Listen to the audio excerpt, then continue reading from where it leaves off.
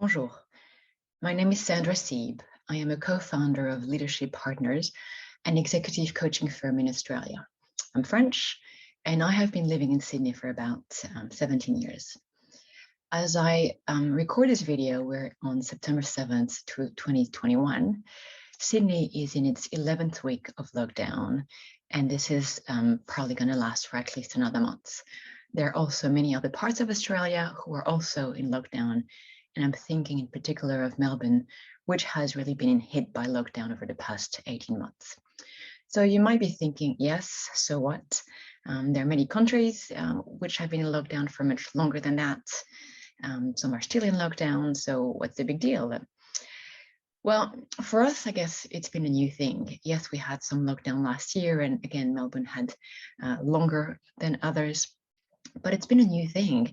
Privilege of being a country, of an island, and having a fairly restricting inland policy, we've been fairly sheltered from what other countries have had to endure.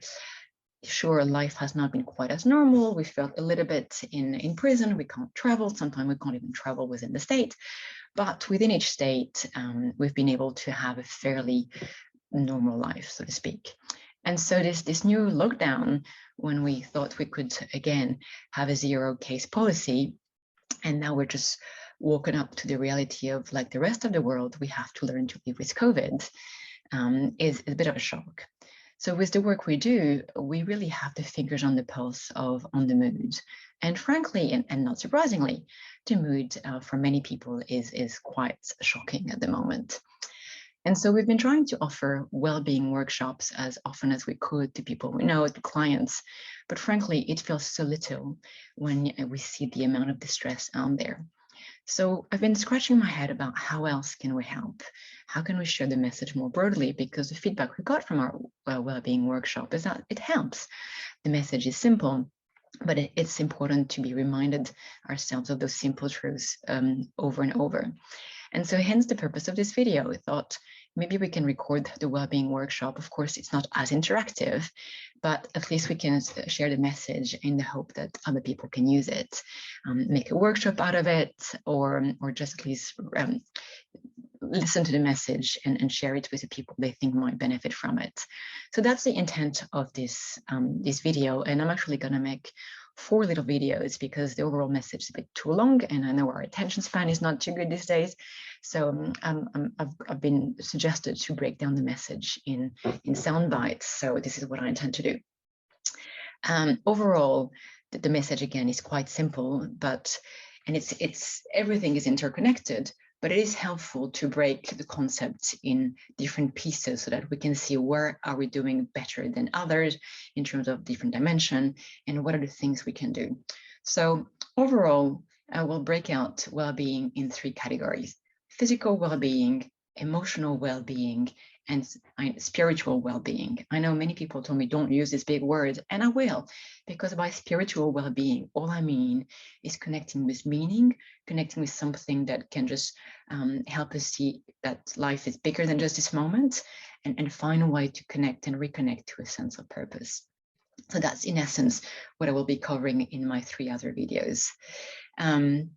I showed my first video to a few people, and one of my friends said, "Sandra, this is great, but it looks like you really got your life together. And how do you expect that people who sometimes struggle to get out of bed connect with you and connect with your message?"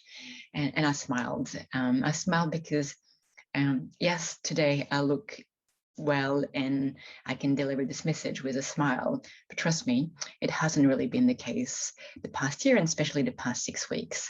The past year, as everybody else, I'm here, my family is in France, short of my husband and my kids. I haven't seen my parents in 18 months. My mother is 82, and that's really struggling, difficult for me to be with, because I have no idea when will I be able to see them. And of course, she's healthy, but who knows, with COVID, she could become like this. So that's definitely a stress I've been carrying. But more importantly, the past 6 weeks, as I like to say it now with a smile, I've been to hell and back. I had to cancel a holiday with my kids that I was really looking forward to. The first day of lockdown, I tore my calf, and I'm a runner. I was preparing for a race, so that's really kind of putting the end on that race. And then the next week, I fell off my bike and I broke my arm. So that meant the end of any physical activity bar walking. And then to add to this, I actually had a circulation issue that nobody really knew what it was. That sent me spinning because I'm a little bit of a hypochondriac. So health-wise, I've really been on a bit of an anxiety trip lately. And it's been difficult, right? So I really know what it means to feel down, to be disconnected, to feel overwhelmed. But what is true is that I have had those well-being practices I'm going to share for the past few years. And so even the days when I really didn't feel like doing any of them, I did. I pushed myself, I forced myself to really just trust the process, which I know is there to support me in those difficult moments. And so it wasn't, instant, but day after day, by just maintaining the consistency of my practices, overall, the mood came back. And I looked at my fear, I looked at my anxiety one by one. And today I'm here, I'm able to deliver this message of hope and of practices we can do. And that's really why I feel it's so important, because I know life is hard at the moment. As I simply say, there's just no other way to look at it. COVID sucks, right? So let's be honest. We all want our life back. We all wish that the thing that seems surreal at time would go away, but it's here to stay, and we have to make peace with it. The way I look at it is, COVID has robbed us from a lot of the things that we really cared about and some parts of our lives.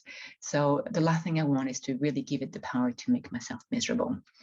So here we go. The next few videos, again, will be around physical well-being, emotional well-being, and spiritual well-being. And to prepare you for the conversation, I'd like to ask you two questions that I always start the workshop with. The first one is, what is your definition of well-being? When you're really on top of your game, what does your life look like? And what does it feel like? Not just the things you do, but what does it feel like internally? I'd like you to really connect with that inner sensation you have when life is going well. So if you can really spend some time questioning this and feeling to what I call the shape of well-being, that would be really awesome. And then the next question I'd like to ask you, which is a bit more of a difficult question, is, but it's important for us to face it, what do you struggle the most at the moment? And you don't have to be in lockdown, you don't have to be in pandemic.